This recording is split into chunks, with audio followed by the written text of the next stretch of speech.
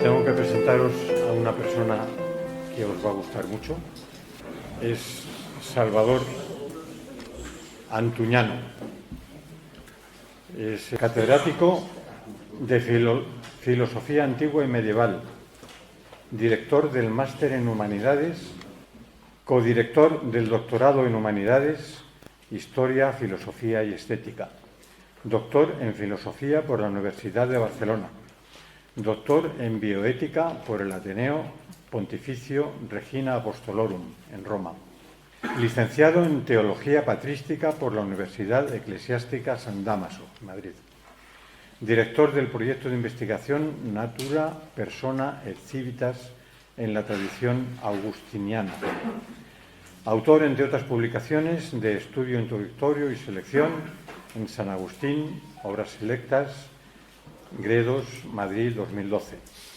Bueno, y una serie de publicaciones francamente larga entre lo cual destaca una grandísima presencia de la persona de Chesterton.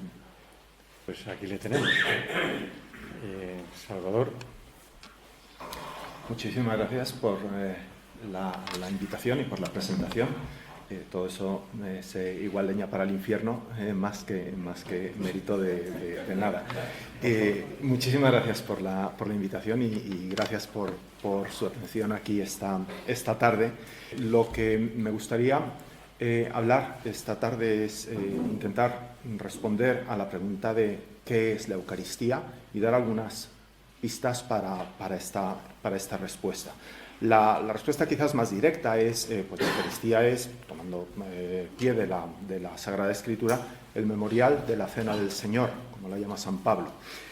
Y vamos a ver qué significa esto, pero que la comprensión no sea solo una comprensión teórica, intelectual, de idea, sino que sobre todo sea una comprensión del corazón, una comprensión vital, una comprensión que nos lleve a vivir más intensamente esta relación nuestra con el Señor. Para ello, en primer lugar, pues me gustaría que a lo largo de toda la charla tuvieran ustedes presente, como música de fondo, una serie de textos del Nuevo Testamento que creo que conviene tener en cuenta para pensar y meditar sobre la Eucaristía. El primero es del Evangelio según San Juan, en el capítulo 6, el discurso sobre el pan de vida en Cafarnaúm. De allí leo algunos versículos. Discutían entre sí los judíos: ¿cómo puede éste darnos a comer su carne? Jesús les dijo: en verdad os digo que si no coméis la carne del Hijo del Hombre y no bebéis su sangre, no tendréis vida en vosotros.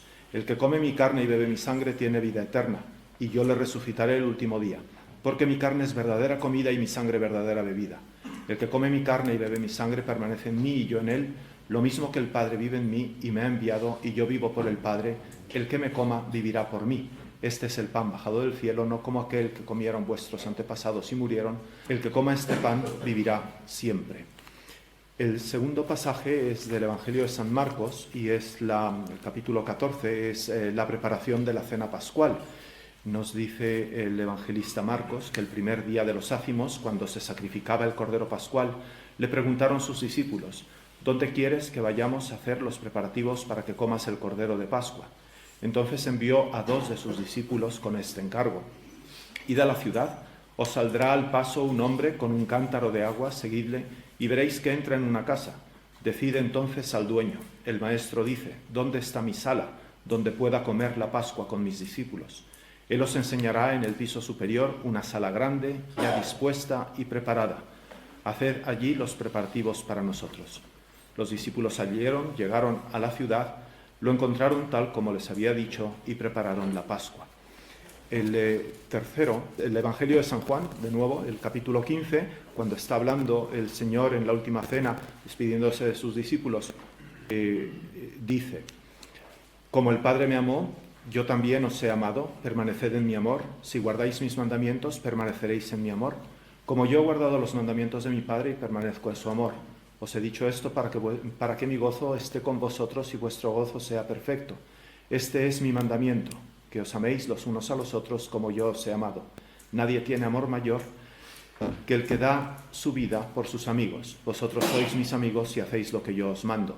No os llamo ya siervos, porque el siervo nunca sabe lo que suele hacer su amo. A vosotros os he llamado amigos, porque todo lo que he oído a mi Padre os lo he dado a conocer.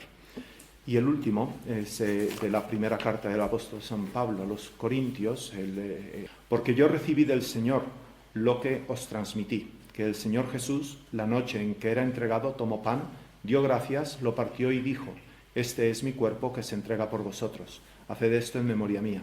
Asimismo tomó el cáliz después de cenar y dijo: esta copa es la nueva alianza en mi sangre, cuantas veces la bebiereis, hacedlo en memoria mía. Pues cada vez que comáis este pan y bebáis de este cáliz, anunciáis la muerte del Señor hasta que venga.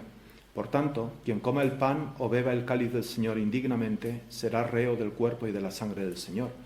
Así que cada cual se examine interiormente antes de comer el pan y beber el cáliz. Pues quien come y bebe sin discernir el cuerpo, come y bebe su propia condena. Por eso hay entre vosotros tantos enfermos y achacosos, y mueren no pocos. Si nos juzgásemos a nosotros mismos, no seríamos castigados. Sin embargo, el Señor nos castiga para corregirnos, para que no seamos condenados con el mundo. Estos pasajes me gustaría que estuvieran, como decía, como música de fondo en todo lo que voy a decir, y haremos alguna referencia a lo largo de la charla a ellos. Pero sobre todo se trata de que, más que pensarlos y entenderlos, los sintamos. Que nos situemos, por ejemplo, en Cafarnaúm, antes de la crucifixión y de toda la pasión y de la institución de la Eucaristía, y estemos con esos discípulos y con eesos judíos que escuchan al Señor decir: el que no come mi carne y bebe mi sangre no tiene vida eterna. Y cómo el evangelista recoge a continuación que muchos abandonaron a Jesús porque entendían que esto era una especie de canibalismo. Duras son estas palabras, ¿quién puede soportarlas, ¿no? Nosotros quizás estamos acostumbrados a pensar, después de 20 siglos, pues que la Eucaristía es el cuerpo del Señor, y además nuestra fe nos lo dice y lo aceptamos y vivimos de ello. Pero en el primer momento en que esto se anuncia, esto es un escándalo, esto es nos está invitando al canibalismo, y se apartan de él. Y es probablemente uno de las causas que lleva a Cristo precisamente a la crucifixión, porque pierde el apoyo de muchísima gente. Y entonces que sintamos nosotros también pues esa tensión, por ejemplo, en Pedro, cuando responde: ¿y a quién iremos? Tú tienes palabras de vida eterna. Es como decirle: no entendemos lo que dices, pero estamos contigo, y te queremos a ti, a pesar de que esto es efectivamente muy duro. Y luego, como en la cena, pues el Señor se preocupa de preparar lo que nos va a dejar, su herencia, su memorial, la Eucaristía. Mi párroco, don Javier Sigris, habréis escuchado alguno, dice que, y es verdad, que el Señor, a lo largo de toda su vida, pues va como improvisando. Entonces, ¿dónde nace? Pues donde toca, en un establo, es decir, no prepara el lugar del nacimiento. ¿Y dónde empieza a vivir? Pues en Egipto, a ver dónde, y luego vuelve a Nazaret, a una cueva, y va predicando, y en un momento determinado dice: pues el Hijo del Hombre no tiene dónde dormir, ¿no? Ya está. Entonces va como confiando en la divina providencia, en su Padre, en esto, y no prepara nunca nada. Más aún nos dice en un momento determinado, cuando os lleven a los tribunales, no preparéis vuestra defensa, ya el Espíritu se encargará de... Y sin embargo hay una cosa que cuida muchísimo, y es la última cena. Y entonces la última cena les dice a los discípulos: id y encontraréis a un hombre con un cántaro y tal. ¿Y eso qué significa? Bueno, pues significa en un barrio bueno de Jerusalén, un barrio del siglo II antes de Cristo, que era el barrio importante en ese momento, una casa de 2 pisos, una casa noble, y allí encontraréis una sala bien dispuesta. Entonces, no es la última cena en el bar de la esquina porque no hemos encontrado otro lugar. No, es un sitio muy bien preparado. Y eso lo cuida muchísimo. Entonces, luego, todo lo demás, ¿no? ¿Dónde muere? Pues donde toca, y se deja y se entrega y tal, pero la Eucaristía la cuida muchísimo. Entonces, que sintamos también nosotros este cuidado que el Señor pone en su memorial, ¿no? En la última cena. Y luego la vinculación que hay entre esa cena y el amor hacia Él y el amor hacia nosotros, ¿no? Entonces, este es mi mandamiento. Eso lo hace precisamente en el contexto de la última cena, como la Eucaristía. Y luego, como la primera comunidad cristiana lo recibe, y San Pablo nos lo recuerda, nos acercamos a ella desde el principio, pues con temor y temblor. Es decir, es el cuerpo y la sangre del Señor. Entonces, nunca seremos dignos de acercarnos a ella. Él es el que nos llama para que nos acerquemos, pero claro, si no vamos con la conciencia clara de amor hacia Él, pues entonces, cuidado, porque nos dice San Pablo con palabras durísimas, nos hacemos responsables de la muerte del Señor. Entonces somos como los culpables de ello, ¿no? Y entonces sabemos que el Señor muere por culpa nuestra, sí, pero muere para salvarnos. Entonces, si yo me acerco a la Eucaristía es precisamente para participar de la salvación del Señor, la salvación que el Señor hace de mí, no para condenarme, ¿no? Y entonces, y San Pablo es muy claro y nos dice, como no os acercáis bien a ella, por eso hay muchos que enferman y mueren entre vosotros. Entonces, a veces nos preocupamos también, ¿no? Y vemos cómo estamos en determinados momentos de la historia de la Iglesia y decimos, ¿y por qué es? Bueno, pues quizás tiene que ver con cómo tratamos a la Eucaristía, cómo la tratamos, ¿no? Y qué pensamos de ella. La Eucaristía, por ejemplo, no es un rito mágico. Mis alumnos universitarios, cuando les hablo de los sacramentos les suenan así en una primera impresión les suena a magia. Es decir, hay unas palabras que se pronuncian y unos efectos que cambian la realidad, ¿no? Entonces es como magia. Pues no es magia, o sea, no tiene nada que ver con la magia, porque la magia es el control, la manipulación de la naturaleza con los fines propios nuestros y tal, y aquí lo que hay es una presencia superior a la nuestra. Puede parecernos también que, y esto quizás es más frecuente que lo otro, que es una especie de rito social, de costumbre social, ¿no? Entonces los domingos vamos a misa antes de tomar el aperitivo, es como el rito antes de tomar el aperitivo, lo importante es el aperitivo y antes pues vamos a misa, ¿no? Y entonces es el momento en donde pues reunimos incluso a la familia y vamos todos en familia y es una especie de reunión social. Y esto se nota muchísimo en bodas, bautizos y funerales, ¿no? Otras veces la entendemos también como una especie de obligación kantiana, ¿no? de mandato moral y ya está. Hay un mandamiento, ¿no? Ir a misa los domingos y fiestas de guardar, y entonces, pues, no, es que tengo que ir a misa porque es un mandamiento. Y además, cuanto antes lo haga, mejor, ¿no? Y entonces, ya está, me lo quito de encima. Entonces voy a misa a primera hora de la mañana y así ya tengo el día para mí. Bueno, pues esto es frente a este mandamiento hay un cumplimiento, es decir, hay un cumplo y miento.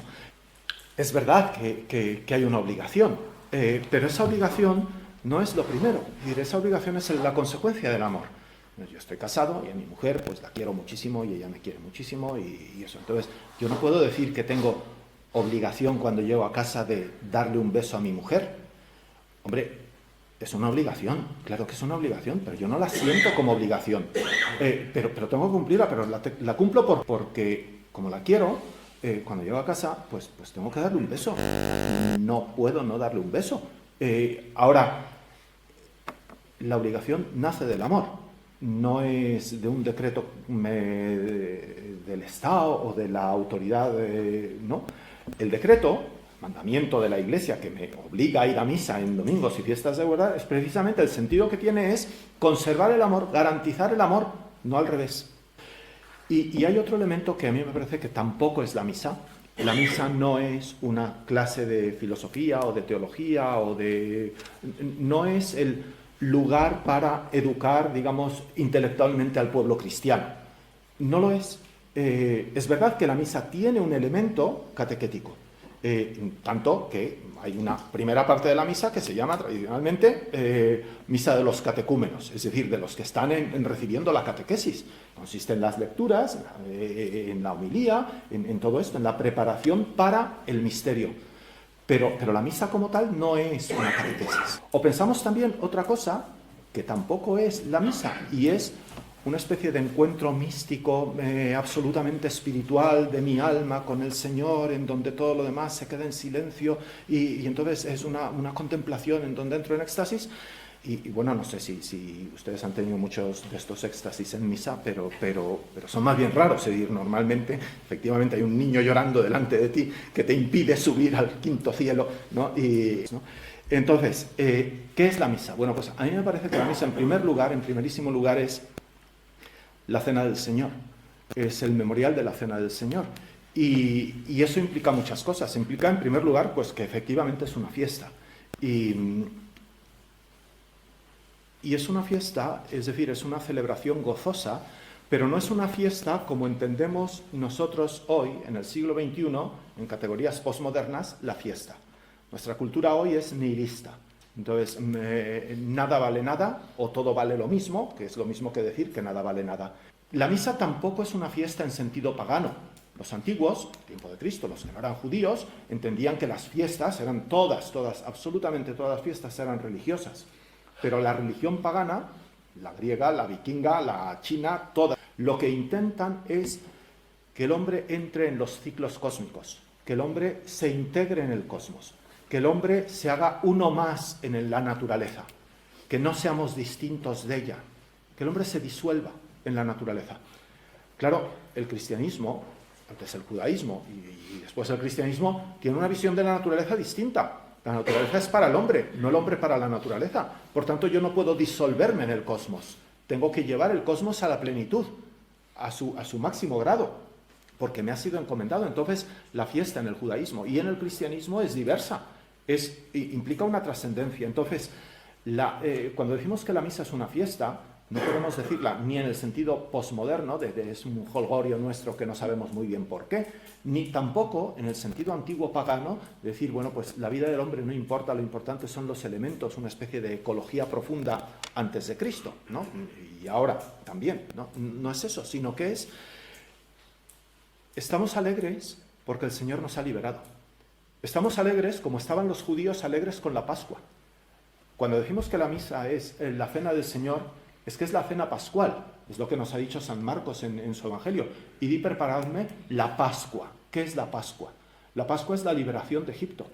Entonces, cuando uno lee el relato de Éxodo 12, que es el relato de la Pascua, uno se da cuenta de que allí hay una celebración que hacen los judíos cuando salen de Egipto, la noche en la que van a salir de Egipto, todavía no salen.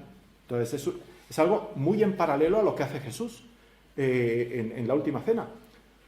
Los judíos van a salir de Egipto y van a cruzar el Mar Rojo para entrar en la tierra prometida. Pero antes de eso, lo que hacen es celebrarlo. Todavía no han sido liberados, todavía son esclavos en Egipto, pero adelantan el momento de la liberación y cenan ya como hombres libres. Y cenan de pie, con la cintura ceñida, y matan un cordero, y con el cordero, la sangre ungen las jambas y el dintel de la puerta, y por eso el ángel de la muerte pasa de largo frente a su puerta y se salvan y entonces se liberan.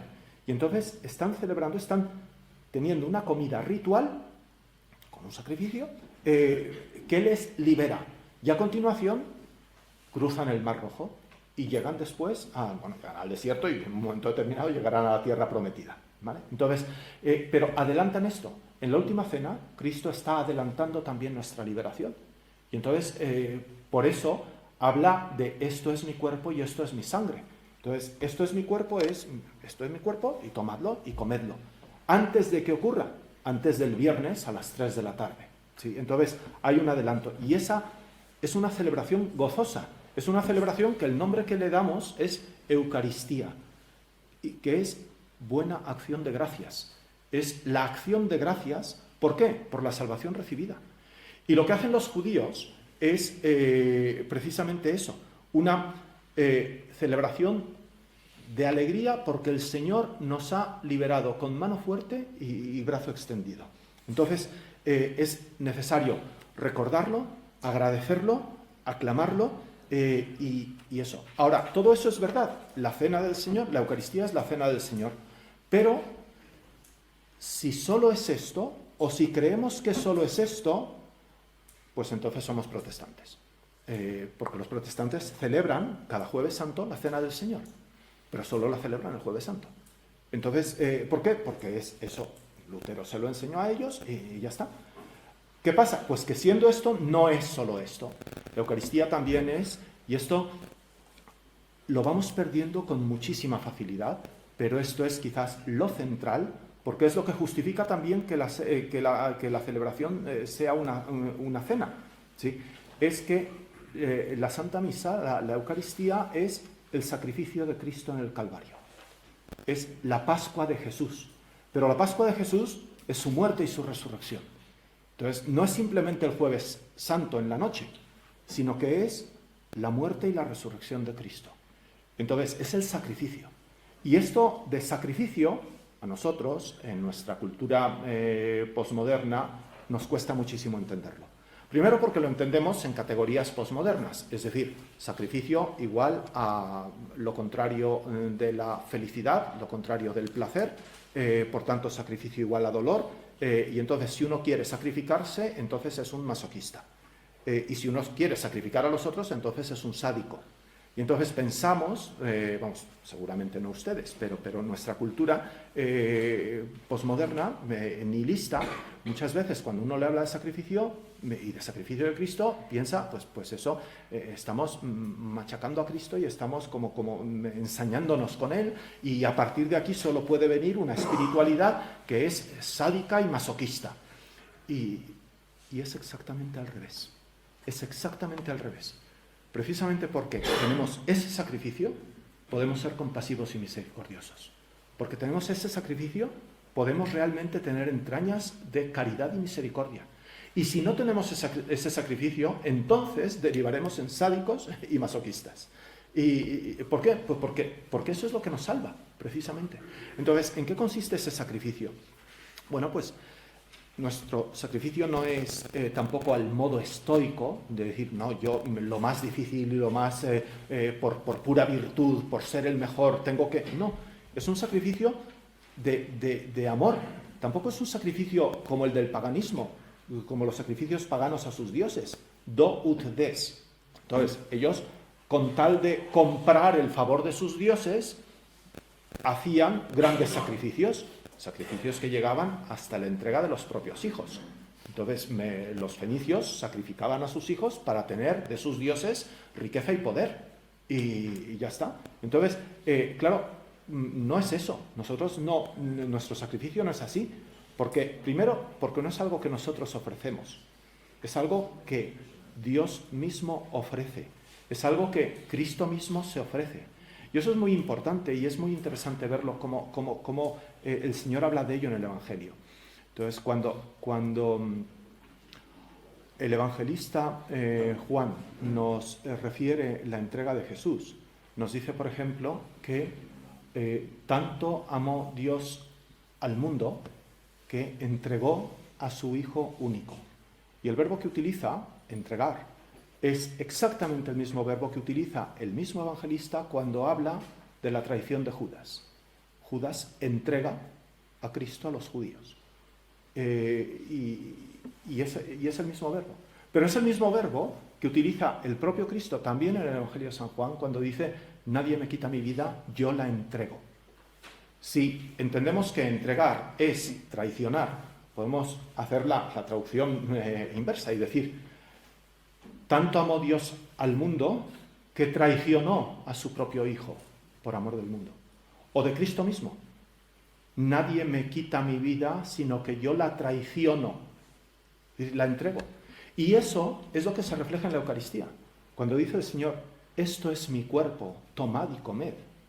Lo que hace a continuación es entregarse a nosotros. Y entonces en Getsemaní Cristo es muy consciente de su entrega y sale al encuentro de los que vienen a apresarle y dicen, ¿a quién buscáis? A Jesús de Nazaret. Yo soy, aquí estoy. Además, yo soy con ese yo soy que es el nombre divino. ¿Sí? Y entonces, venga, aquí estoy, cogedme, apresadme. Os he dicho que yo soy, dejad que estos se vayan, yo soy. Entonces, esto es mi cuerpo, tomad y comed. ¿Sí? Entonces, lo ha hecho antes en la cena porque a continuación lo va a hacer en su vida real. Y su vida real es un sacrificio de entrega por amor. Por eso el capítulo 15 del Evangelio de San Juan es central en la última cena. Porque es ese, y el 17, que es la oración sacerdotal, es lo que equivale en nuestro canon, en nuestra misa, al canon romano. Eso es lo que hace Cristo en el capítulo 17. La oración al Padre diciendo, aquí estoy yo, tómame a mí para salvar a estos. Entonces, toma mi vida para salvar a estos. Claro, el sacrificio, ¿Por qué nos cuesta tanto entender el sacrificio? Porque una de las cosas que hemos olvidado es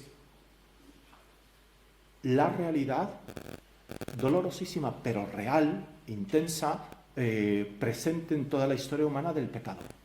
Hemos sido creados por Dios, hemos sido creados buenos por Dios, pero hemos pecado.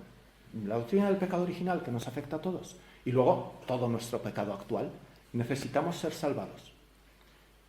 Pero nos hemos olvidado de la necesidad de salvación porque tenemos una sociedad que nos da pan y circo y que nos narcotiza y nos hace pensar que estamos muy bien y que ya no necesitamos salvación. Pero la necesitamos más que nadie.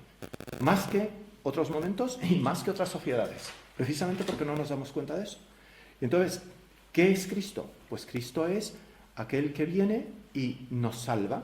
¿Y por qué nos salva? Pues porque estamos necesitados de salvación, estamos hundidos en el pecado. Y estamos en el hoyo, allá abajo. Y Dios está allá arriba. Y no podemos llegar a Él. Y nuestra felicidad consiste en llegar a Él. No podemos llegar por nosotros mismos a Él. Necesitamos que venga Él y nos salve. Y entonces, ¿quién viene? El que es el mediador entre Dios y los hombres. Y es mediador porque está en medio. Porque siendo verdaderamente Dios, se ha hecho a sí mismo también verdaderamente hombre. Y está en medio de Dios y en medio de nosotros. Y ha bajado hasta donde estamos nosotros para llevarnos hasta Dios. Y como nosotros estábamos hundidos en el mal, el dolor y la muerte, ha bajado hasta hundirse en el mal, en el dolor y en la muerte para rescatarnos. ¿Qué es Cristo en la cruz? Cristo en la cruz es el mediador entre el cielo y la tierra. Y entonces vemos allí a un Cristo que porque se ha hecho pecado, como dice San Pablo, el Padre no lo acoge. Y porque nosotros lo hemos matado, lo hemos desterrado, lo hemos expulsado de la tierra. Y está allí colgando entre el cielo y la tierra. Y no está en el cielo y no está en la tierra. Y eso es Cristo como mediador, con el sacrificio de su vida. Y entonces dice San Pablo, y por eso ha pacificado todas las cosas con la sangre de su cruz, las del cielo y las de la tierra. Porque este sacrificio es un sacrificio de amor. Nosotros lo hemos matado por odio a Dios, por rebeldía, por odio a Él, lo hemos matado, lo hemos rechazado. Y porque Él ha cargado con nuestros pecados, es objeto de la ira divina. Maldito el que cuelga del madero, dice el Éxodo. Y entonces Dios no lo puede aceptar. ¿Y por qué lo acepta? Por su amor hacia nosotros y hacia el Padre. El amor rompe el corazón de Dios y entonces Dios puede aceptarlo. Pero rompe también nuestro odio y nuestro corazón cuando vemos que ese amor se desborda sobre nosotros y entonces empezamos a amarlo, los que antes lo habíamos crucificado. Y así nos salva. Por eso pacifica todas las cosas, las del cielo y de la tierra, con la sangre de su cruz. Con la sangre de su cruz. Los primeros cristianos son muy conscientes de la profunda teología de la cruz y de la salvación que hay en el sacrificio de Cristo. Y por eso se acercan con ese respeto, con ese temor y temblor y esa devoción y ese afecto que muestra San Pablo en la carta a los Corintios. Entonces, es sacrificio.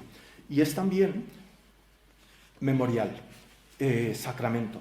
Y esto importa mucho también recordarlo, porque a veces pensamos, o no lo pensamos, pero lo damos por supuesto que la Eucaristía es como simplemente el recuerdo, ¿no? O pensamos que memorial significa recuerdo, como pues no sé, recordamos 12 de octubre, pues descubrimiento de América. 2 de mayo, pues es cuando empezamos a echar a los franceses, pues fenomenal, es una fecha histórica, y no es eso. Para entender el término memorial tenemos que irnos de nuevo al Éxodo, al capítulo 12, y a la Pascua. Y entonces, esa Pascua que celebran los judíos, que es la que celebra Jesús en la Última Cena, esa Pascua se celebra como memorial. Aparece ahí el término memorial. Y es el término que utiliza Jesús cuando instituye la Eucaristía y dice, haced esto en memoria mía. Es un memorial. Pero una memoria no es un recuerdo. Por eso los protestantes no terminan de celebrar la Eucaristía. Lo que celebran no es exactamente la Eucaristía, porque no es un mero recuerdo. Jesús hizo eso y ya está. Sino que memorial es lo que hacen los judíos, por ejemplo, desde ese momento hasta la Pascua de este año que celebren. Y hasta que venga el fin del mundo. Entonces, celebran, cuando están celebrando la Pascua, el más joven de los que están en la sala pregunta al más anciano, ¿por qué hoy la cena es distinta?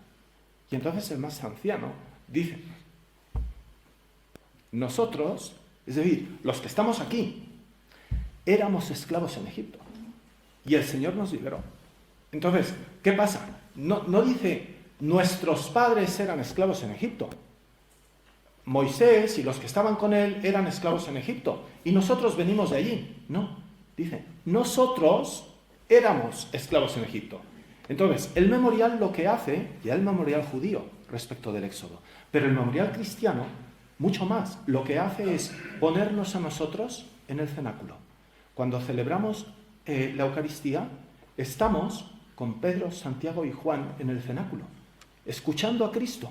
Esto es mi cuerpo. Por eso el sacerdote no dice, como dice San Pablo en la carta a los Corintios, no dice, y dijo, y entonces el Señor tomó pan en sus manos y pronunció la bendición y dijo que esto era su cuerpo. No. La voz es la del sacerdote. La voz es la de San Pablo en la carta a los Corintios. Pero la palabra es la de Cristo. En el caso del sacerdote y en el caso de San Pablo. Es Cristo. Y por eso lo dice en primera persona. Y cuando lo dice en primera persona, no lo dice simplemente como un actor en el teatro que está representando un papel. No. Hay una especie de Eucaristía en el mismo sacerdote. Cuando el sacerdote dice, esto es mi cuerpo, Cristo se hace presente en el sacerdote. Y es Cristo el que está diciendo eso. Y entonces, claro, es que eso es tremendo. Es que tenemos a Cristo vivo diciendo, esto es mi cuerpo. Pero al mismo tiempo, y eso es lo maravilloso, es el propio sacerdote que está diciendo sobre el pan, esto es mi cuerpo. Pero sobre su vida de sacerdote, de Pepito Pérez, sacerdote, está diciendo, esto es mi cuerpo. Está uniéndose a Cristo místicamente. De tal modo que así como comemos del cuerpo de Cristo, podemos comer del cuerpo del sacerdote. Y es la Iglesia, y por tanto cada uno de nosotros, el que está allí diciendo, esto es mi cuerpo. Y por tanto tengo que estar dispuesto a que la gente coma de mí. Porque yo, unido a Cristo, tengo que dar la vida, mi vida, por la vida del mundo. Entonces, ese es el misterio de la Eucaristía. Y ese es el memorial. Que no era Moisés esclavo en Egipto, éramos nosotros.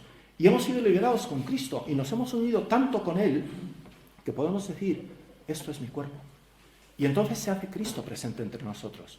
Entonces es una especie, no sé si de túnel del tiempo es una imagen adecuada, pero estamos presentes allí. Pero como hemos dicho que el memorial de la cena es el adelanto del Calvario, estamos también en el Calvario. Estamos allí presentes con Cristo, muriendo y resucitando con Él en la cruz. Entonces estamos asistiendo a eso, a ese misterio.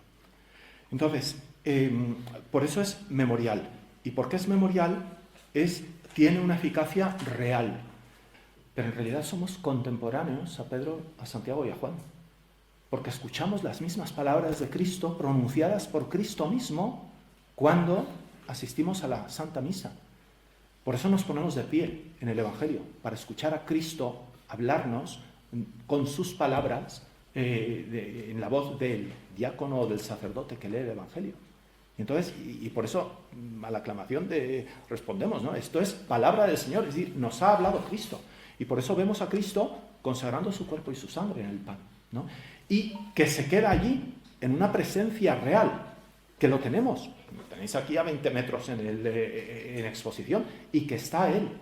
Y entonces, cuando realmente nos lo creemos, cuando, como dice Don Baltasar, nos ponemos debajo de su mirada de fuego y escuchamos sus palabras como de rumor de muchas aguas, y nos lo creemos de verdad, o sea, no podemos no sentirnos tocados como, por Él, como se siente la hemorroísa, como se siente el leproso.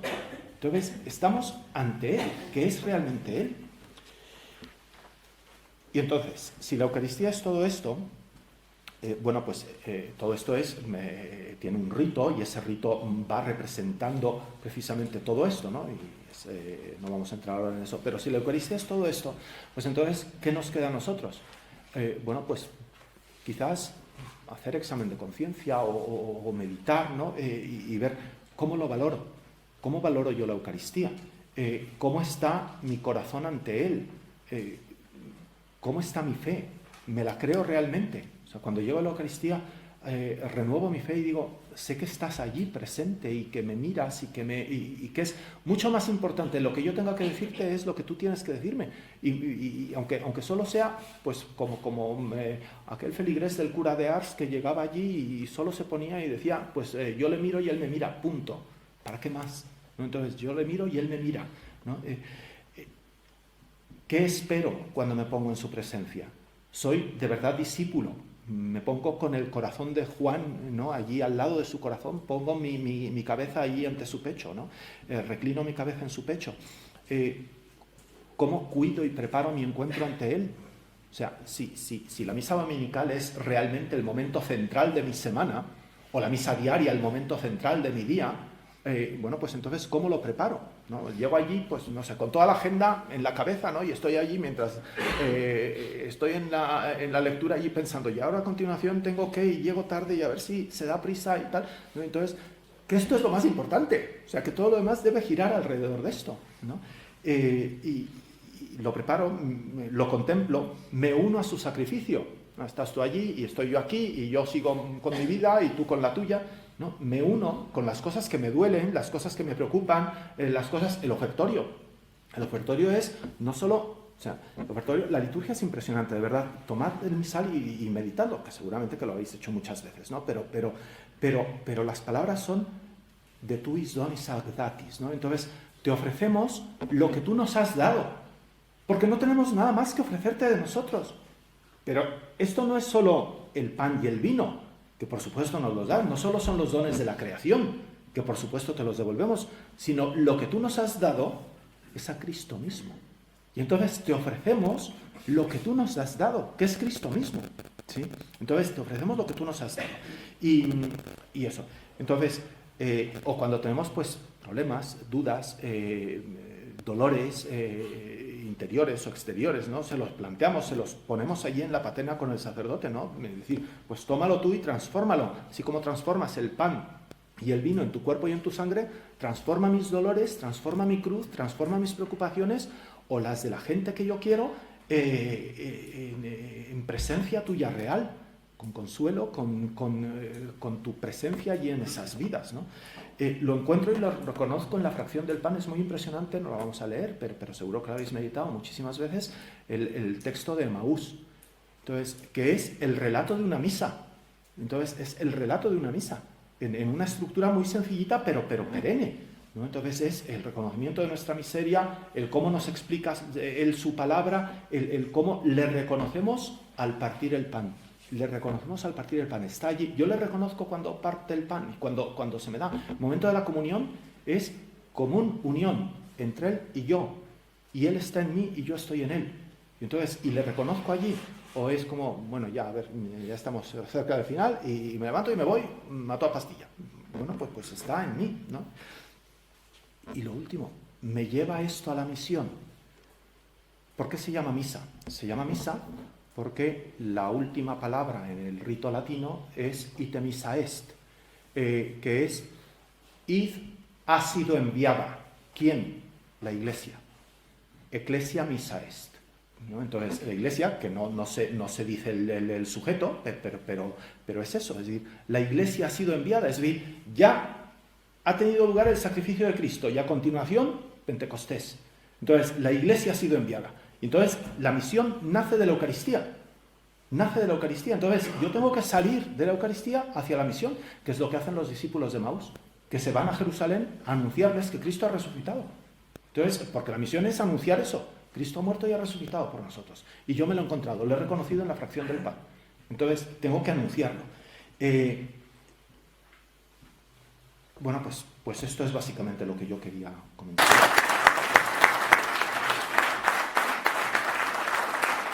La misa está más o menos estructurada con una progresión. Y esta progresión, pues esencialmente, o sea, tiene siglos. Es decir, la liturgia de la Iglesia pues, arranca desde el principio. Es verdad que hay un último cambio con el concilio, pero ese cambio lo que hace es, o sea, mantiene esa estructura subraya una serie de cosas, otras no las subraya tanto, pero esencialmente la liturgia está así desde el principio. Entonces, a veces pensamos que nuestra asistencia a la liturgia consiste, y esto creo que es un peligro, en enterarnos mucho de las cosas, ¿vale? Y nuestra asistencia a la liturgia consiste sobre todo en encontrarnos con Cristo. Es un acto de culto en donde yo me uno a Dios en Cristo. Entonces, esto es lo más importante de la liturgia. Es mucho más, por tanto, importante la contemplación que el que yo me entere de las cosas. ¿Sí? O sea, pensemos, por ejemplo, en que antes del Concilio Vaticano II la liturgia se hacía en latín. ¿Quién se enteraba de la misa en latín? Muy poquita gente. Los que sabían latín. Y sin embargo, ¿cuántos santos han vivido de la misa? ¿Sí? Entonces, ¿por qué? Pues porque lo importante de la misa no es el enterarme de la gran teología que hay allí, sino contemplar a Cristo y unirme a Dios. ¿Sí? Esa contemplación es lo más importante. Entonces, para favorecer eso, pues naturalmente el concilio dice, bueno, pues lengua vernácula y tal, y entonces todo eso está muy bien, ¿no? Entonces, pero es para favorecer esto, la unión con Cristo. ¿Sí? Entonces, a partir de ahí hay una progresión. Entonces, cuando nosotros vamos a acercarnos al misterio, lo primero que tenemos que hacer es reconocer que somos indignos del misterio. Y entonces, lo primero que hace el sacerdote es saludarnos, pero ese saludo no es hola, buenos días, porque no es el sacerdote el que nos saluda, es la Iglesia la que nos acoge en el nombre de Dios, y entonces lo que nos dice es la paz con vosotros, que es el gran don de Cristo, la paz. ¿Sí? Entonces, y a continuación, ¿qué hacemos? Pues reconocer esa indignidad nuestra. Yo confieso ante Dios Todopoderoso. Y entonces pedimos perdón y pedimos, Señor, ten piedad. Y cuando hemos sido absueltos, entonces, cuando ya recibimos de algún modo el perdón en el acto penitencial, entonces cantamos el Gloria, que es un himno de alabanza a Dios, y es uno de los himnos angélicos. ¿Sí? Es uno, cuando cantamos el Gloria, nos unimos a los ángeles que están cantando en el cielo el Gloria. Estamos ya unidos en el cielo, cantando el Gloria con los ángeles. Y entonces escuchamos la palabra de Dios, y tenemos las lecturas, y viene la homilía después del Evangelio, ¿no? Y la homilía nos aclara la palabra de Dios, nos ayuda a entenderla, y a continuación respondemos a esa palabra. ¿Y cómo respondemos? Con el credo, afirmando nuestra fe, diciendo, bueno, pues esto que nos ha sido enseñado, que nos ha sido revelado, nosotros lo asumimos y lo profesamos, creemos estas cosas. Y pedimos, hacemos una serie de intercesiones. Entonces pedimos por nuestras necesidades, en primer lugar por la Iglesia, ¿no? Y entonces pedimos por nuestras limitaciones y eso. Y a continuación, y eso es la primera parte de la misa, lo que es la misa de los catecúmenos. Se llama de los catecúmenos porque los que estaban en preparación para el bautismo podían asistir a esta parte de la misa. Y después se iban, porque a la siguiente parte de la misa, a la liturgia eucarística, a la misa de los fieles, los que ya estaban bautizados, no podían asistir los que no estaban bautizados, porque la Iglesia consideraba esto algo tan sagrado que solo los que... Las liturgias hablan de Sancta Sanctis, la liturgia hispana, ¿no? Las cosas santas para los santos, y los santos son los que han sido bautizados. Entonces, esto se mantiene en secreto. Por eso en la liturgia anterior al Vaticano II, esta parte de la misa, muchas partes las decía el sacerdote en secreto. Los fieles no la escuchaban, porque es un misterio tan grande que hay que protegerlo de profanaciones, de escuchas raras, ¿no? Y entonces, a esta misa asisten solo los fieles. Y esta segunda parte de la misa, empieza con el ofertorio. Y en el ofertorio ofrecemos a Dios los dones que nos ha dado, como decíamos antes, ¿no? ¿Y qué nos ha dado? Pues sobre todo a Cristo. Los dones de la creación, pero sobre todo a Cristo. Y entonces le vamos a ofrecer esto, el ofertorio. Y el prefacio. El prefacio es una oración que va preparando la consagración. Y luego viene la gran liturgia eucarística, la oración eucarística, en donde se da la consagración. El centro de la misa es la consagración. Antes de la consagración cantamos el santo, que el santo es otro himno angélico, aparece en Isaías. Entonces Isaías ve el cielo abierto y ve a los serafines cantando santo, santo, santo es el Señor Dios. ¿Sí? Entonces cantamos eso y de nuevo estamos en el cielo y los ángeles están con nosotros cantando. Es una liturgia eterna. Estamos cantando con ellos la santidad divina. Y a continuación el sacerdote pone las manos sobre las ofrendas y en ese momento invoca al Espíritu Santo. Y en ese momento nosotros caemos de rodillas. Caemos de rodillas por dos cosas. Lo más inmediato, lo que todo el mundo entiende es vamos a adorar el cuerpo de Cristo. Sí, pero antes de eso caemos de rodillas porque los fieles invocamos al Espíritu Santo cayendo de rodillas. El sacerdote invoca al Espíritu Santo poniendo las manos sobre la ofrenda. Los fieles, al arrodillarnos, pedimos al Espíritu Santo que venga sobre las ofrendas. Y entonces se produce la consagración. Y después continúa la reflexión de la Iglesia sobre lo que ha ocurrido. Y entonces allí en la oración, de verdad, vida misal, porque las oraciones son hermosísimas. Pedimos por los vivos, pedimos por los muertos, pedimos por nuestras entidades. Traemos a toda la humanidad ante Dios a través de Cristo. Y concluimos esa parte con la doxología. Porque Cristo es el gran mediador, entonces al final el sacerdote toma a Cristo y lo ofrece al Padre diciendo por Él, con Él y en Él. Entonces, a ti Dios Padre omnipotente, todo honor y toda gloria. Es decir, toda nuestra vida, todo lo que somos es para ti. Y a continuación, ¿qué pasa? Pues a continuación lo que ocurre es que eso que nos ha sido dado viene a cada uno de nosotros. Nos reconocemos, porque Cristo nos ha salvado, nos reconocemos hijos en el Hijo, y entonces invocamos a Dios como Padre, con el Padre nuestro. Para acercarnos al sacramento y poder recibirlo, nos damos la paz entre nosotros, siguiendo el mandamiento del Señor. Antes de presentar tu ofrenda al altar, pues tienes que reconciliarte con tu hermano, ¿no? Entonces nos reconciliamos entre nosotros, pedimos perdón de nuevo, cuando invocamos al Cordero de Dios, ten piedad de nosotros, y entonces nos acercamos a la comunión. Y entonces viene Cristo a nosotros, ¿no? Lo siguiente es acción de gracias. Y la acción de gracias procede primero en silencio. Entonces hay un momento de intimidad entre el Señor y nosotros. Y es el silencio después de la comunión, que muchísimas veces es una pena, pero vamos a la carrera y lo reducimos al mínimo, ¿no? Y a veces además los coros pues nos hacen un gran concierto, pero no es lo importante. O sea, a veces también sobre la música habría que hablar de muchas otras cosas, pero el momento de comunión es un momento de intimidad con el Señor.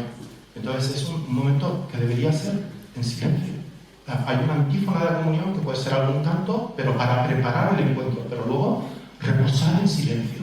Y luego ya es agradecer a Dios con la última oración y dar la bendición y el ite misa es, ¿no? A la misión. Ahora ya pues, podéis ir en paz, pero podéis ir a anunciar esto al mundo, ¿no? A hacer que el mundo, no sé si lo que he dicho ayuda o no ayuda. Muchísimas gracias y que Dios te bendiga. Gracias a usted.